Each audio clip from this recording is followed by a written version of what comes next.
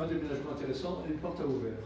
C'est Pissarro qui les invite à venir s'installer à Auvers, pas très loin du docteur Gachet, que Paul Cézanne connaissait déjà, parce que le docteur Gachet connaissait le père de Paul Cézanne, qu'il avait rencontré quelques années auparavant. Et donc il se retrouve là. Et voici les deux premiers portraits d'Hortense, je dirais, en elle-même, sans fiston. Ils vivent dans un lieu assez sordide. C'est la misère aussi, là, qui continue, parce que malgré tout, la pension, elle reste ce qu'elle est, c'est-à-dire très faible par rapport aux besoins des trois personnages. Vous voyez la tête d'Hortense, hein, elle est en train d'hésiter sur le fait qu'il faut être heureux ou pas heureux. Quoi, hein. Et effectivement, c'est pas évident pour elle de vivre là, parce que d'abord, il fait froid, ils n'ont pas beaucoup de biens matériels. Et d'autre part, Cézanne commence déjà, là aussi, non pas à la délaisser, mais malgré tout, à vivre sa vie de peintre. Donc toute la journée, il est dans la campagne autour.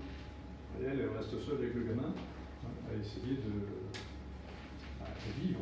Or, c'est une fille de la ville, elle se retrouve dans un bled paumé qui s'appelle Auvers, elle n'a pas d'amis, elle est considérée par les locaux comme un être bizarroïde, une femme de la ville. Bon. Donc elle vit une certaine solitude. Et en hiver, il fait tellement froid qu'elle prend les toiles de Cézanne pour boucher la cheminée, de façon à éviter les courants d'air. Quelques-unes des œuvres sont donc ainsi parties. 2 ou 3 ans plus tard, là aussi, on sent qu'elle a pris un peu de poids tout de même, hein, elle s'est un petit peu renforcée. La liaison avec Madame Pissarro, d'ailleurs, a été importante pour elle aussi. Jusqu'à la fin de sa vie, elle écrira à Madame Pissarro, hein, qui est pas très loin. Pissarro est à Montoise à l'époque. Période de la vie, donc, où ils sont ensemble, il n'y a aucun doute, où ils vivent bien ensemble, mais en même temps où Cézanne prend déjà l'habitude un peu de vivre sa vie. 76, ils sont de retour à Paris. Hortense est très contente parce qu'elle retrouve Thérèse. Ils vivent à nouveau dans la même rue. Les deux gamins, oui, Thérèse entre-temps avec un fils, donc qui s'appelle Louis, et les deux gamins polissonnent ensemble sur le bitume, enfin le pavé. Et voici les premiers grands portraits d'Hortense, donc les tout premiers grands portraits qu'on a d'elle à cette époque, qui ont beaucoup fait parler d'eux, évidemment, surtout Madame Cézanne à la renvoyée. Mais là, je donnerai plutôt la parole à Bruno pour commenter sur le plan artistique la chose. Au niveau psychologique, on ne voit pas grand-chose. Hein. Je n'ai pas de commentaire particulier à faire sur ce que ça peut signifier. Cela dit, ça pose la question de Hortense modèle. Modèle de Cézanne, et non pas modèle avant qu'elle connaisse Cézanne. Pour la plupart des critiques, regardez ce qu'ils en disent. Hortense modèle patient, pose comme elle fait le ménage, comme elle se laisse baiser par l'homme quand elle en éprouve le besoin. La question de savoir si elle est heureuse ne se pose pas. C'est quand même honteux de écrire des choses pareilles. Pourtant, ça n'a pas du tout été comme ça dans sa façon de la poser. Imaginez quand même, comme disait Roger tout à l'heure, le temps qu'elle a passé devant le chevalet de Paul. On ne peut pas imaginer que c'est une gourde qui reste comme ça quand on connaît son caractère déjà d'avant, et le fait qu'elle est une fille tout à fait solide et costaud, elle ne se serait pas laissée faire. Elle l'a fait, je pense, par estime pour lui. Et puis parce que c'est certainement un moment où ils parlaient de leur gamin, où ils échangeaient des propos sur leur vie quotidienne. Elle a, pendant toute sa vie, été un modèle, enfin pas toute sa vie, pratiquement jusque les années 95. Elle a été un modèle tout à fait patient, tout à fait disponible pour son mari. Ce qui était loin d'être son caractère, hein, malgré tout, parce que c'était une personne qui aimait bien bouger, qui aimait bien la relation sociale. Et là, on la colle sur une chaise et pendant 3 heures, elle ne bouge pas. C'est pas évident. Moi, je pense que c'était au contraire des moments où, et on le voit dans certains portraits de mon point de vue, où il y avait une véritable connivence entre eux, une véritable communication, en tout cas, entre eux, comme je vous le montrerai sur 1 ou 2 portraits ensuite. Donc finalement, 70-78, le premier cadran que je vous ai montré tout à l'heure, pour moi, c'est une période heureuse, une période difficile, une période où ils sont soumis à des contraintes matérielles vraiment pas simples, mais une période où ils sont finalement assez heureux l'un et l'autre. Alors là, vous avez un portrait qui date donc de 78 de Cézanne, qui, vous voyez qu'il a continué à être, je dirais, un bonhomme bien implantée sur le sol. Et quant à Hortense, ma foi,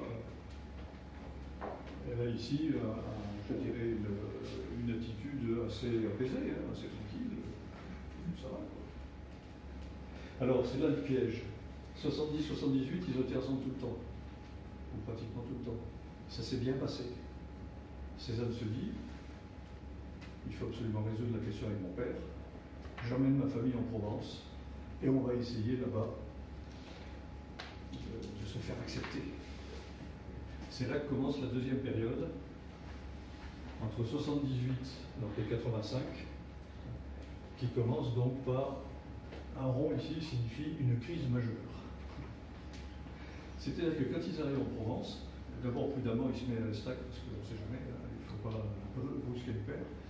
Entre-temps, le père a reçu une lettre, enfin plus exactement, le père ouvrait les lettres de toute la famille. Et au Jas de Bouffin arrive une lettre pour Paul Cézanne, dans laquelle il est fait allusion à Hortense. Colère du père qui se jette sur le fils, qui lui dit « Je vais te couper les vivres, qu'est-ce que c'est que ça, tu entretiens des poules à Paris ?»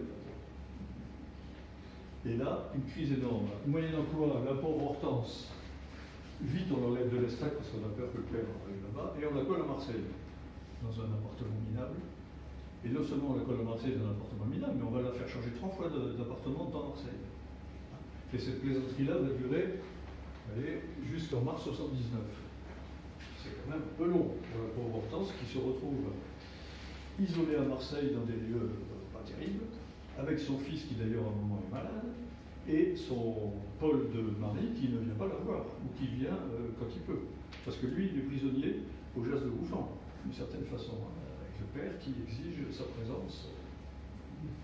C'est une époque dramatique. Imaginez Hortense se retrouvant là, dans un pays ennemi pour elle, dans une solitude complète, avec un gamin qui commence à pousser quand même. Il est né en 72, voyez, il a 6 ans, bon, qui a besoin de son père. Et sans ressources. Parce que là, Paul n'a même pas les moyens de les faire vivre. Moyennant quoi, il demande à Zola d'envoyer tous les mois l'argent nécessaire pour faire vivre la famille. Imaginez sa situation, on se dit mais qu'est-ce que c'est que ce bonhomme? Il n'est pas capable d'assumer ni son état de père, ni encore moins son état de, je dirais, de mari. La crise va être profonde à partir de là. Donc, au bout de cette année à peu près, Paul se dit bon, il n'y a plus rien à faire. Mes espérances d'implantation dans la région provençale de ma famille, il faut arrêter. Et donc il rentre en Paris. Vous imaginez dans quel état il est. La conséquence se fait vite sentir.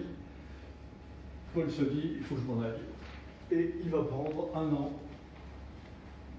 à Melun, où il va s'installer dans un petit appartement sur la place de la préfecture, en laissant femme et enfants à Paris. Donc là, il prend la décision, lui, de couper. Hortense accepte, parce que d'abord, elle n'a pas le choix. Et puis ensuite, parce que de toute façon, elle est tellement habituée aux difficultés de la vie que ça ne lui fait pas très peur. Hein. Et donc elle s'organise. Alors Paul vient les voir de temps en temps. De temps en temps, une fois en tout cas, on a la certitude, il les amène au théâtre. Parce que Zola lui a envoyé des places pour une pièce qui était tirée d'un de ses romans. Donc ils ne perdent pas le contact. Hein. Mais Paul s'est dit, moi je m'en vais. Hein. Il faut que je me sorte de cette ambiance, parce que elle ne lui fait pas, je dirais, des grâces, hein, Hortense, quand il est. Elle vient le voir aussi, hein, avec tout Melun. On a un portrait d'Hortense qui a été fait vraisemblablement, si je ne vous l'ai pas mis, mais